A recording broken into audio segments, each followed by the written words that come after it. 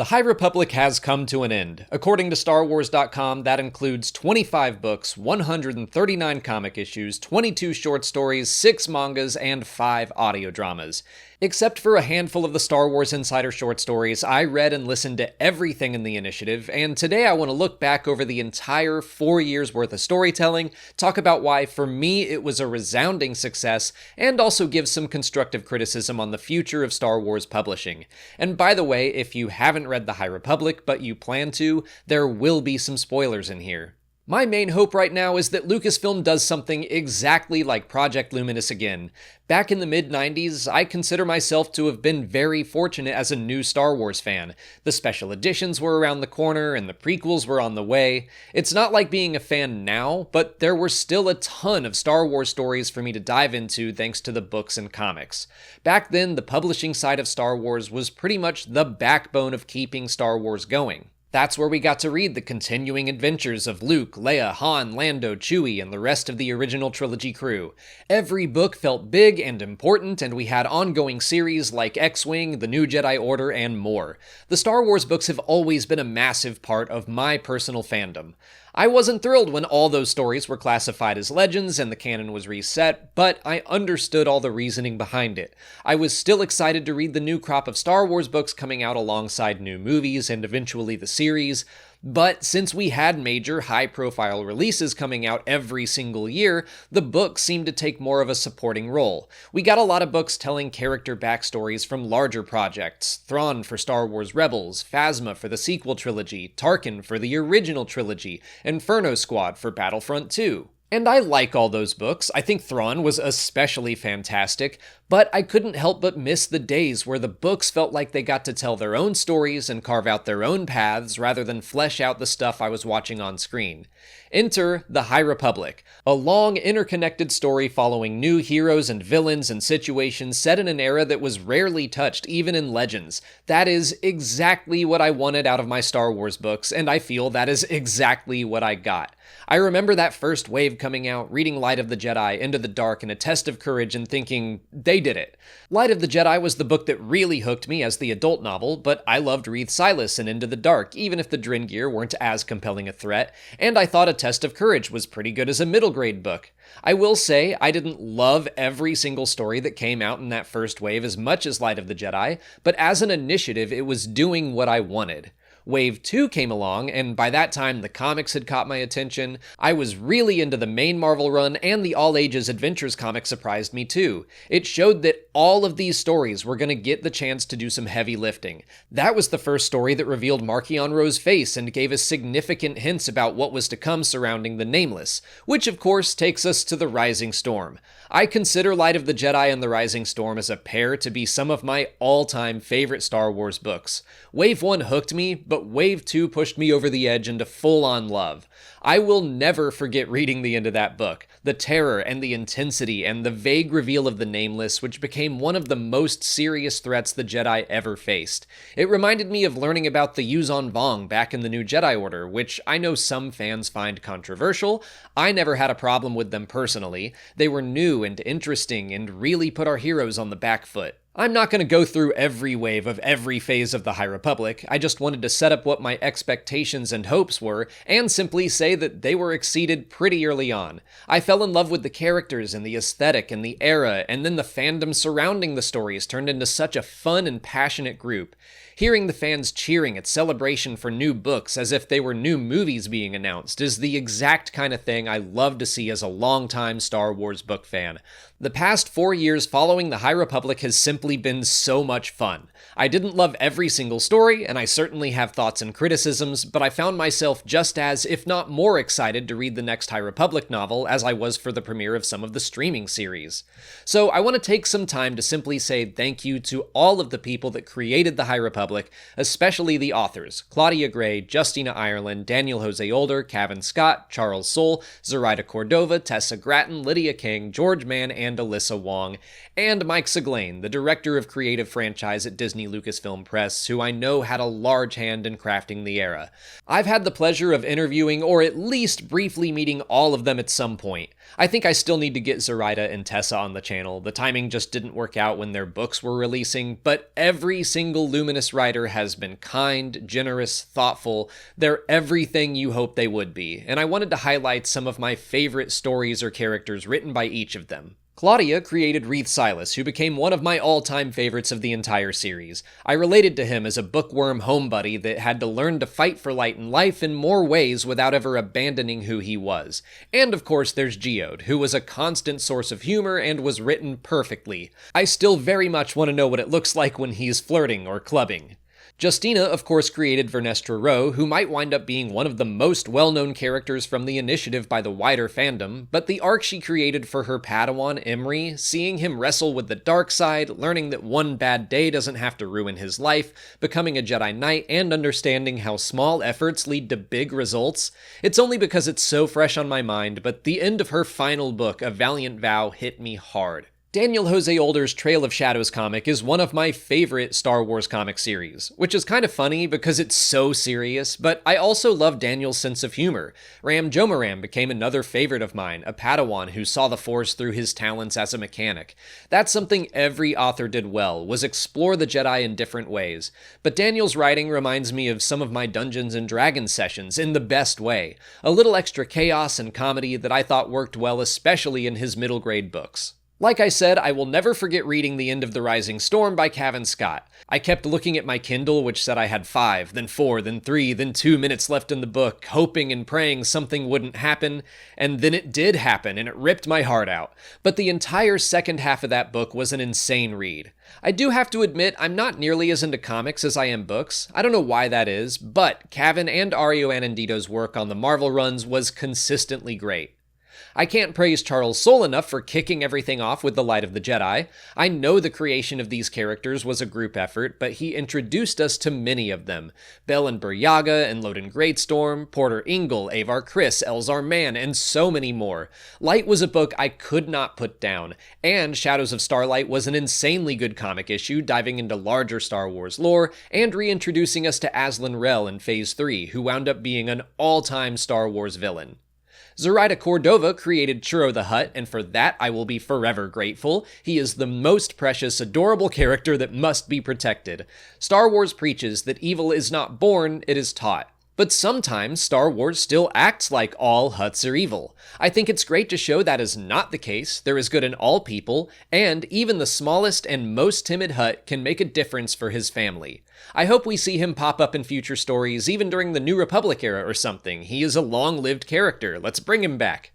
Tessa Gratton's work with Justina Ireland on Path of Deceit was a heartbreaking introduction for Phase 2, but Temptation of the Force was a wonderful exploration on what happens when two Jedi fall in love.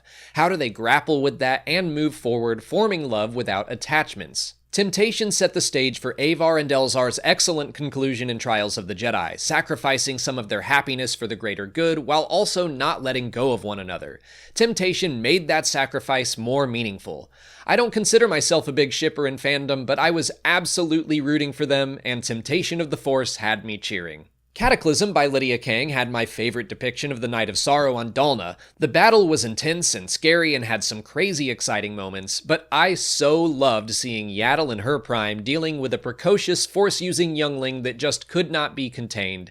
And I have to applaud the character arc of Axel Greylark, who was a highlight of Phase 2. Credit goes to Zoraida Cordova as well for introducing him in her novel Convergence, but I was so pleased to see Axel find some redemption and not die immediately after. He accepted his punishment and took responsibility. I was very pleased by that. George Mann wrote a lot that I liked in Phases 2 and 3 of the High Republic, but Tears of the Nameless is another one of my all-time favorite Star Wars books. The Silence of the Lambs-style relationship between Reith Silas and Aslan Rel was incredible. Discovering the blight underneath the Jedi Temple was chilling. Learning about the Ptolemites was a blast, because I'm a sucker for long-lost civilizations.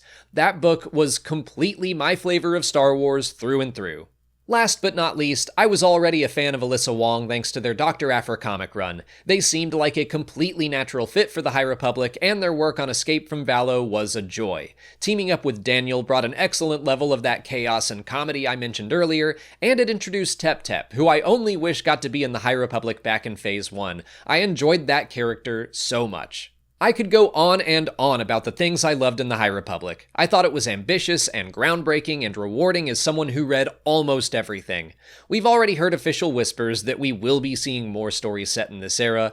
I, for one, need to follow up on Reath Silas and Aslan Rel. That story hook at the end of Trials of the Jedi is too tempting. But beyond this era, I hope Lucasfilm uses the High Republic as a model for the future. Get a new set of authors, let them develop a new part of the timeline or corner of the galaxy or whatever, and build some stories there.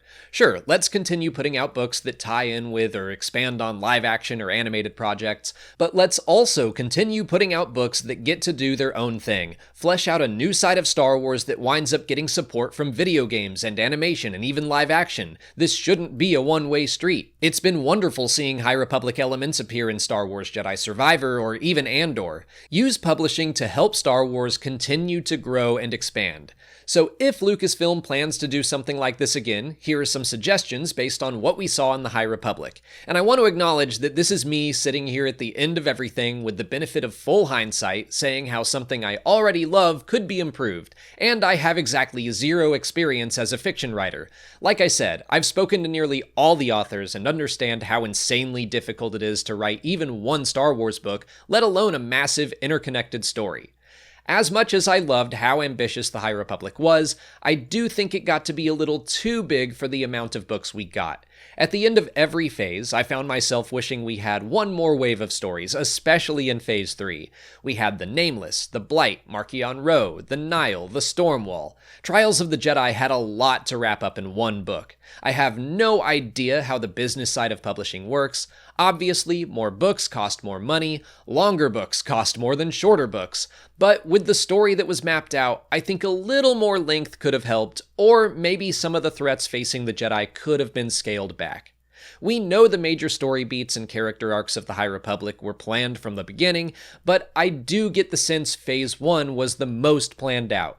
That's where it seemed like reading a book informed the next comic issues, which in turn hinted at the next young adult book. The scale felt big, but it was easy to follow if you stuck to the release order. Phase 2 introduced a bunch of new characters in the past, and all the various middle grade, young adult, and adult novels felt a little more insular. Phase 3 maybe even more so. I think that's because Phase 1 had these big, obvious tentpole events for each wave. The Great Disaster, the Republic Fair, and the Fall of Starlight Beacon. Each wave seemed to be about those moments and the fallout from them. Phase 2 gave us the Battle of Jeddah and the Night of Sorrow, but they happened one after the other. In Phase 3, I think we could debate what the tentpole events were. They weren't as obvious, or the ones that were, like the Battle of Eriadu, were covered out of order in the release schedule. Things just became a little harder to follow. That could have been helped by dialing back some of the characters, which is tough for me to say because I liked almost all of them, but I was very happy with the cast of heroes and villains at the end of Phase 1. Of course we had to meet some new faces in Phase 2, but in Phase 3 the cast kept growing and growing. Don't get me wrong, I would be devastated if Churro were never introduced, but Baron Boolan was interesting to me. I think he could have simply been a continuation of Dr. Uttersond from Phase 1, or Reath Silas got a new friend in the form of Amadeo Izazo, who I liked a lot, but Reath had already developed a strong friendship with Ram Jomaram, and I was bummed we didn't see much more of them together. On the other hand, Gira Staros is someone I think was handled perfectly. She was built up as a villain throughout Phase 1, and her growing presence in Phase 3 made sense. Aslan Rel also worked because he was hinted at in Phase 1, we met him in Phase 2, and then he was a major part of Phase 3. Although I think he should have been more front and center in Phase 2 since he was a primary antagonist of the final phase. But that's mostly me being an Aslan fan, I just want more of him. Speaking of more, the final thing I want to talk about is adding more writers, more time, or both. Again, I think the High Republic was insanely ambitious. I remember being shocked at how many stories were coming out in Phase 1 from only 5 authors, so when more were added to the roster, I was like, yeah, that makes sense. I did not understand when those 5 people were sleeping. It sounds like everyone was juggling multiple stories at a time, and succeeded in delivering a story I was intensely engaged in the entire 4 years. I'm just saying, I cannot fathom pulling that off, and spreading out the workload may have helped. Of course, more writers means more money, and I simply don't know the business reality of the situation. I think I can see some areas where creative ambitions bumped up against business limitations, which is something that happens in every creative endeavor. And I would much prefer what everyone in the High Republic did: swing for the fences and try your hardest to pull off your ideal vision. Like I said, I'm commenting on things as an outside observer with no actual knowledge of how everything was executed. Maybe some of my ideas would have worked. Maybe they would have been disasters. Only the people who actually worked on the High Republic would know best. And like I said, I think what they achieved over these past 4 years is a miracle. I looked forward to every new book. I traveled outside my normal media and read more comics and listened to more audio dramas than I have in a long time. A bump in the road here or there never diminished my enthusiasm for these characters and their stories. I make these suggestions because I want Lucasfilm to continue their stories and repeat this Project Luminous format. That's what I hope the takeaway is from anyone watching. I loved the High Republic. The passion and love and hard work that went into creating it is so apparent. As a Star Wars book fan, I hope we can use this project as a model for the future and as a launchpad for more stories in the era. The High Republic was such a special project to experience, and I'm excited for Phase More, as it's being called. I once again thank all of the writers and artists and editors and everyone who made this series a reality. You've made this Star Wars fan and a ton of Star Wars fans across the globe very happy. But that's it for today. If you haven't already, please like this video, subscribe to the channel where I will be answering a bunch of High Republic related questions soon, follow us on our socials, and consider checking out our Patreon page. As always, thanks for watching, and may the Force be with you.